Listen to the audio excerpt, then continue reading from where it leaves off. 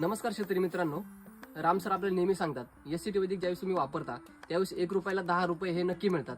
तर ते कसं हे आज आपण समजून घेऊया. नमस्कार सर. नमस्कार. सुरज शिवाजी आव्हाड. तुमचं हे केळीचं पीक आहे, हे किती क्षेत्र आहे तुमचं?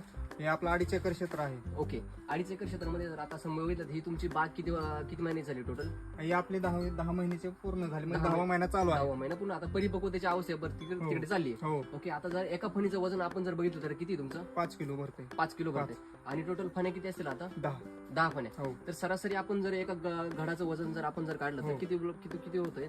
50 किलो. 50 किलो. जर सरासरी आपण जर 40 किलो जरी आपण जरी हो, धरलं हो. सगळ्या बागेमधलं हो. 40 किलो जरी धरलं तर आता तुमच्याकडे आज व्यापारी येऊन गेलेत. हो हो, तर काय रेटने मागितलंय? 24 रुपये.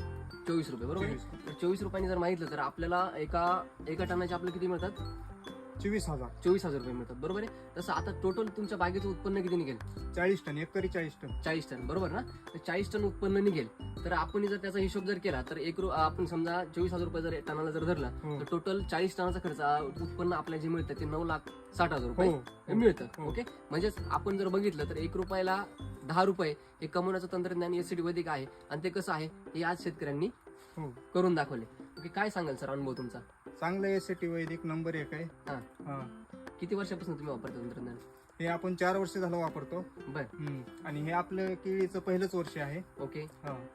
ओके ओके, चालेल सर, धन्यवाद सर. हो.